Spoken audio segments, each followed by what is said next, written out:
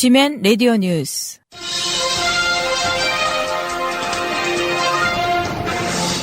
할렐루야.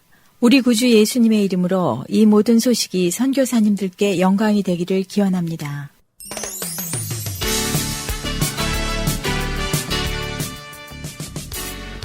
남부아시아 소식입니다. 베트남이 최근 한국과의 쟁점 현안인 해외 취업 근로자의 불법 체류를 막기 위해 벌금을 중과하는 방안을 추진하고 있습니다. 베트남 노동보훈사회부는 근로계약 종료일을 넘겨 체류하는 해외 취업 근로자에 대해 최고 1억 동, 한화 약 521만 원의 벌금을 물리는 방안을 마련했다고 일간 베트남넷이 전했습니다. 베트남이 고속철 사업 계획을 기존의 일본 신칸센 방식에서 다른 방안으로 변경함에 따라 한국과 중국에도 공사 수주 가능성이 생겼다고 아사히 신문이 보도했습니다. 신문에 따르면 베트남 정부는 하노이 호치민 간 남북 고속철도 운행 계획 속도를 시속 300km대에서 시속 160에서 200km의 준고속으로 낮출 방침입니다. 아사히 신문은 준고속철은 일본이 기술적 우위를 내세우기 어려워지는 만큼 한국과 중국이 가격 경쟁이 벌어지고 있다고 추측하고 있습니다. 국제 유가 상승으로 카자흐스탄의 올해 1분기 경상수지가 흑자를 기록하며 경기 회복세를 이어갔습니다. 카자흐 중앙은행이 발표한 자료를 보면 1분기 무역 흑자가 100억 3천만 달러를 기록해 서비스 분야에서 18억 달러의 적자가 있었지만 경상수지는 16억 5천만 달러의 흑자로 나타났습니다. 카자흐는 지난해 3분기 유가 하락에 따른 수출 감소와 대규모 자본 유출로 경상수지 적자를 냈습니다.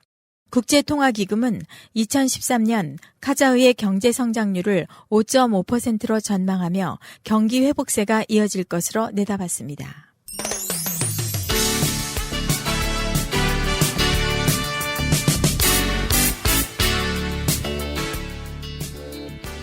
중동아시아 소식입니다. 터키가 13년 만에 국제통화기금 채무국에서 벗어나게 됐지만 전체 대외 채무는 최근 10년 동안 160% 급증했습니다. 터키 일간지 휴리에트는 터키 정부가 지난 2000년 IMF로부터 받은 구제금융을 이달 중으로 모두 상환할 계획이라고 보도했습니다. 그러나 터키의 전체 대외 채무 가운데 IMF로부터 받은 빚의 비중은 매우 적어서 여전히 대외 채무에 대한 우려는 남아 있습니다. 휴리에트는 터키의 GDP 대비 국가 채무 비중은 유럽의 다른 국가보다 낮지만 민간 부문 채무가 급증해 우려된다고 지적했습니다.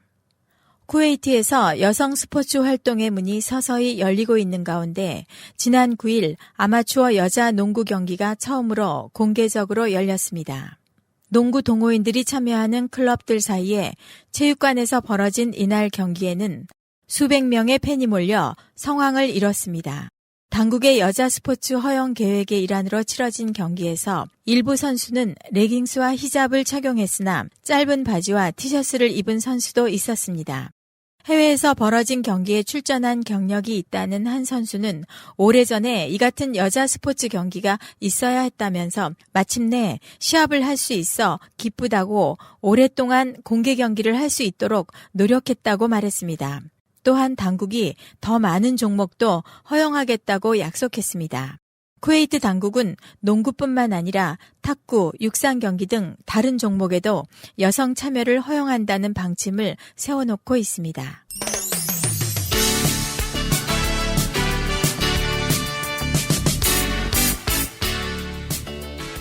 바레인 의회가 집회와 시위에 관한 법률 개정을 통해 규제를 강화했다고 중동 현지 일간지인 칼리지 타임즈가 보도했습니다. 이번 개정에 따르면 정부 당국의 집회나 시위의 규모와 성격에 따라 최대 2만 바레인 디나르에 달하는 공탁금을 사전에 내야 합니다. 의회 자문단은 표현의 자유 침해 소지가 있다며 개정에 반대했지만 의회는 반복되는 폭력 집회로부터 공공시설 등을 보호할 필요가 있다며 개정을 강행했습니다. 바레인 내무부 대변인은 집회나 시위가 평화적으로 진행되면 공탁금은 얼마든지 반환될 것이라며 개정 법률의 준수를 촉구했다고 신문은 전했습니다.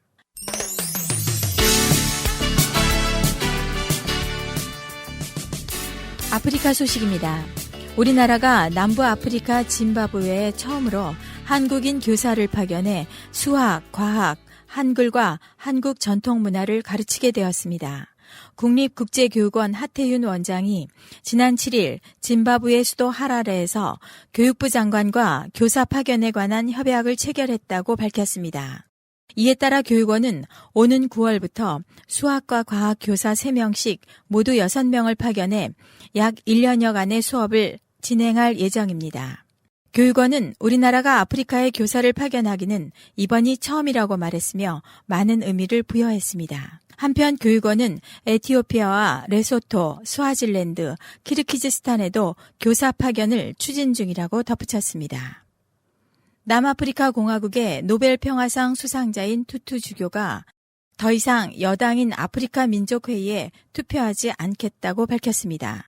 투투 주교는 지난 10일 한 주간지에 기고한 글에서 난 어느 정당도 가입하지 않았지만 그동안 ANC에 투표했다고 말했으나 더 이상은 ANC에 투표할 수 없을 것 같다고 밝혔습니다. 그는 먼저 ANC가 과거 압제에 앞서 자유를 쟁취하기 위해 투쟁을 훌륭히 이끌었지만 과거 백인 정권의 흑인 차별 정책 시대에 그토록 비난했던 불평등이 오늘날에도 여전하다는 점을 보는 것은 크나큰 고통이라고 지적했습니다. 이어서 그는 우리가 하루아침에 낙원을 만들 것이라고는 생각하지 않았다면서 하지만 지금쯤이면 부자와 가난한 사람 간의 격차가 상당히 줄어들 것으로 기대했다고 덧붙였습니다. 투투 주교는 오늘날 남아공은 세계에서 가장 불평등한 사회라고 하면서 우리나라 폭력 수준을 생각할 때 고개를 들고 다닐 수 없을 정도라고 말했습니다. 동부아프리카 소말리아의 아프리카 연합 평화유지군이 지난 2007년 파견된 이래 모두 3,000명이 숨진 것으로 유엔 사무총장이 밝혔습니다. 유엔 사무총장은 아프리카 연합 평화유지군이 설치된 이래 숨진 군인들 숫자를 알게 되면 놀랄 것이라며 그토록 엄청난 대가를 치른 국가들의 경의를 표하고 싶다고 말했습니다. 소말리아 지역의 주요 거점은 아프리카 연합 평화유지군과 소말리아 정부군이 장악했으나 알샤바브 반군은 농촌 지역을 여전히 지배하고 있고 반군은 모가디슈에서 정부를 상대로 폭탄 테러를 저항하고 있다고 밝혔습니다.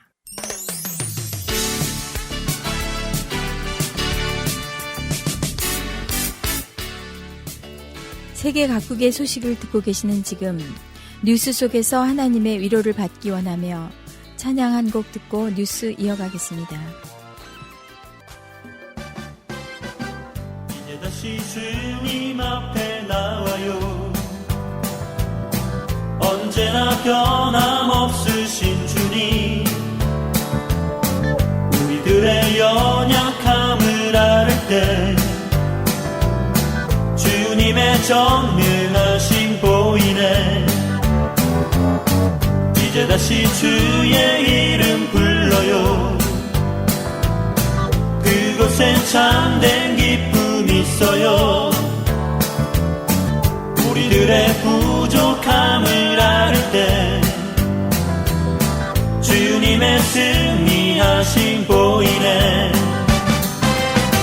때로는 실패할 수 있어요. 그래도 실망 마세요. 주님의 크고 크신 그 사랑 영원한 사랑이에요. 이제 고개 들어 주님을 봐요.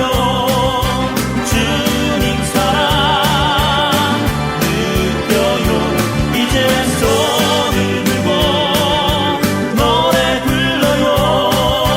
다시 해봐요.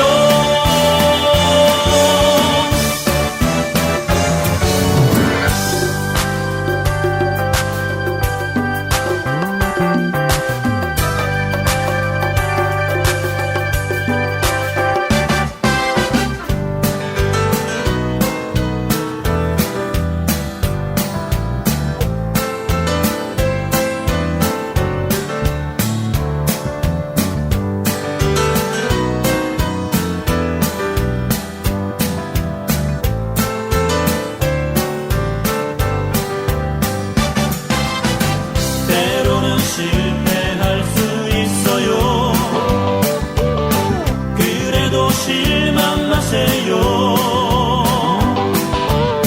주님의 크고 크신 그 사랑 영원한 사랑이에요.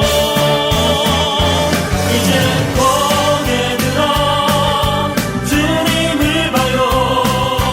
주님 사랑 느껴요.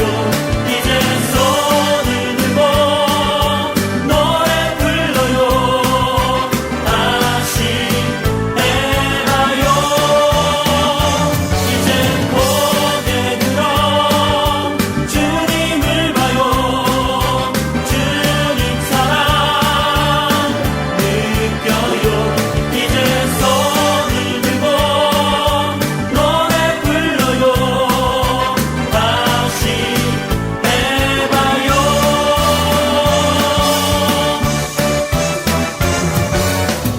이제 다시 주님 앞에 나와요.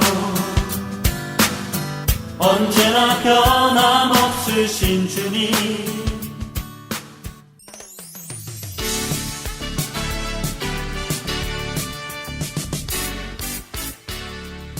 남아메리카 소식입니다. 전력난과 식료품 부족으로 베네수엘라가 브라질의 지원을 요청했습니다. 지난 10일 브라질 언론에 따르면 마두로 베네수엘라 대통령은 전날 브라질리아에서 호세부 브라질 대통령을 만나 전력과 식료품 지원 문제를 협의했습니다. 브라질 정부는 설탕과 식용유, 옥수수 가루, 우유 등을 지원하고 전력난 해결을 위한 지원 의사도 있다고 밝혔습니다. 마두로 대통령은 3주 전 대규모 정전 사태에 대비해 비상경계령을 선포하기도 했습니다.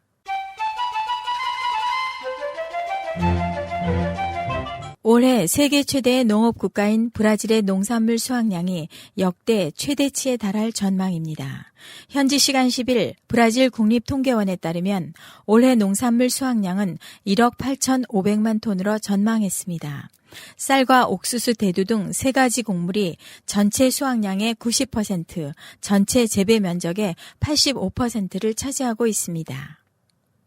아르헨티나의 페소화 가치의 하락이 이어지면서 외환시장의 혼란을 가중하고 있습니다. 현지 시간 8일 아르헨티나 언론에 따르면 중앙은행이 발표하는 공식 환율은 전날 달러당 5.22페소였으나 암 시세는 달러당 0.8페소를 기록했습니다. 수도 부에노스아이레스의 한 외환 전문가는 정부가 페소화 환율을 인위적으로 조정할 가능성을 제기했지만 페르난데스 대통령은 이 소문을 부인했습니다. 정부는 침대 및 달러를 끌어내려고 에너지와 건설 분야에 달러화를 투자하면 세금을 감면해주는 방안을 마련하였지만 별다른 성과는 없다고 전했습니다.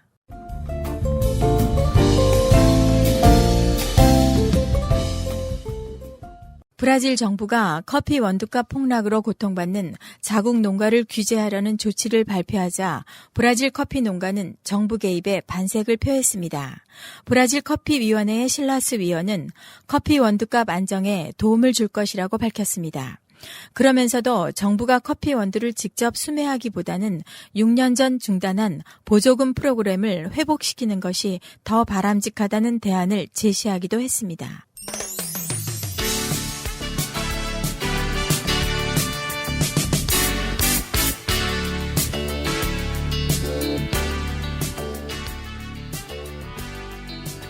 교계 소식입니다. 우주의 모습, 기독교 천문학자인 제이 와그너 윌리스가 모든 것이 무에서 나왔다는 빅뱅 이론의 근본 전제는 성경과 일치한다고 주장했습니다. 그는 우주의 모든 것이 무에서 시작됐고 그 이전에 빅뱅 혹은 창조의 순간이 있었다는 주장은 모든 기독교인들과 과학자들도 동의할 수 있다고 전했습니다. 그는 모든 것이 무에서 나왔다는 개념은 빅뱅 이론의 근본 전제라고 설명하며 이 근본 전제가 우리가 성경에서 볼 수 있는 사실, 즉 하나님이 무에서 모든 것을 창조하셨다는 것과 절대적으로 부합하고 있음이 드러났다며 나는 창조의 순간이 이를 지지할 수 있는 좋은 증거를 갖고 있다고 덧붙였습니다. 그는 창조에 대한 기독교적 관점과 빅뱅 이론은 충돌하지 않는다고 주장했습니다. 불신자와 대화하라.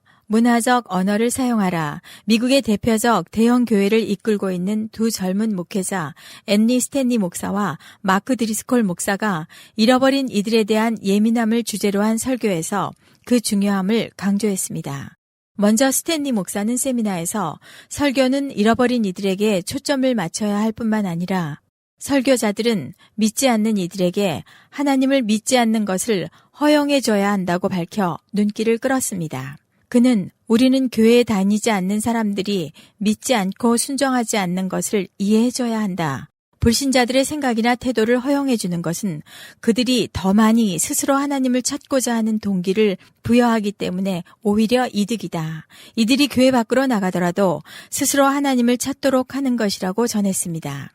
이어서 드리스콜 목사는 기독교의 전체적인 핵심은 하나님께서 더 많은 이들을 위한 공간을 만드시는 것이다. 기독교인들은 더 많은 사람들이 하나님의 사람들이 되는 것을 봐야 하는 사명을 갖고 있다고 말했습니다. 드리스콜 목사는 종교를 잃어버렸거나 아직 결단하지 않은 이들과 소통하는 가장 효과적인 방법은 대화에서 신학적 용어를 옅게 하고 문화적으로 적절한 언어를 사용하는 것이라고 제안했습니다.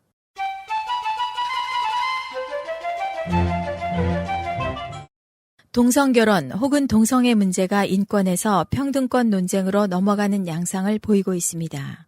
현대를 사는 우리에게 인권이란 개념이 평등권을 포함하는 것은 당연한 이치지만 동성애 논란과 관련해 역사를 살펴보면 몇 가지 흥미롭지만 걱정되는 사실을 확인할 수 있습니다.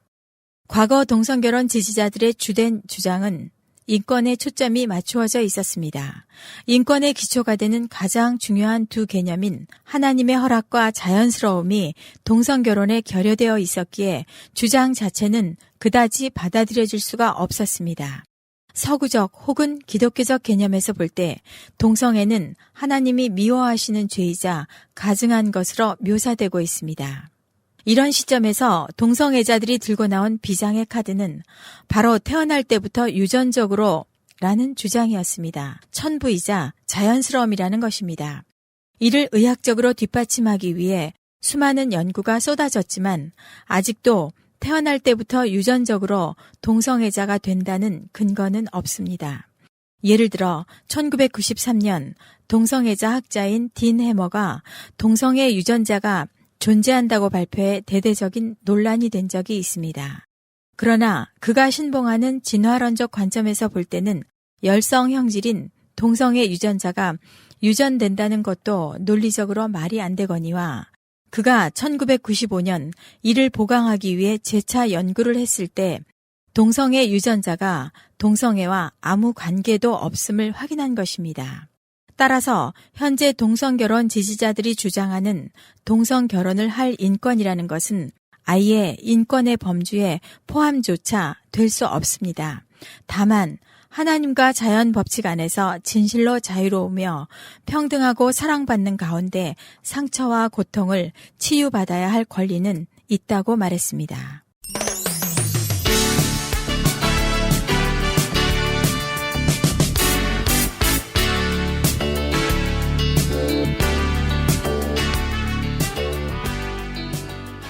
(2002년) 도미에 5월부터 나성 순복음교회에 다니기 시작한 전도왕 김인태 집사가 말하는 전도 방법을 소개합니다. 그는 전도는 습관이라고 말했습니다. 일정한 기간을 정해놓고 집에 있을 때나 일을 할 때나 늘 전도의 대상을 염두에 두고 기도해야 된다고 했습니다. 삶의 습관 자체가 전도라고 말했습니다. 하나님은 우리의 서원 기도를 기억하십니다. 그러므로 전도할 때 우선 하나님 앞에 서원한 다음 내 자신이 손해보는 자세가 필요하고 타인에게 덕을 끼칠 수 있어야 합니다. 당장의 곶감을 따먹지 못해도 정성스레 말리는 작업이 선행돼야 하듯 전도할 때에도 하나 둘씩 만들어 놓아야 합니다. 그리하다 보면 이전에 복음의 씨를 뿌려 놓았던 사람들이 주님께 돌아오는 역사가 일어납니다.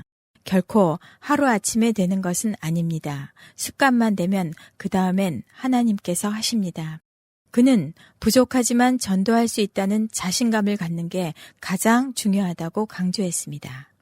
한인 이민 110주년 기념 경축 성회에서 잠언서 4장 23절을 본문으로 설교한 조영기 목사는 이 세상에 살면서 가장 중요하게 여겨야 하는 것은 마음이다. 성경에서 말하기를 마음을 다스리면 우리의 몸과 환경을 다스릴 수 있다고 했습니다. 많은 사람들이 어떻게 50년 만에 85만 명 교회를 읽어냈는지 물어오곤 한다고 했습니다. 하지만 그는 나에게는 마음속으로 하나님께서 주신 축복이 분명했다고 했으며 한국에서 제일 가는 교회를 섬기는 것을 바라봤으며 마음속으로 항상 세계에서의 대형 집회를 꿈꿔왔다고 했습니다. 그 결과 수년 전에 브라질 상파울로 집회에서 100만 명이 모였으며 또한 지난해 인도에서도 100만 명 집회를 이끌었다고 전했습니다.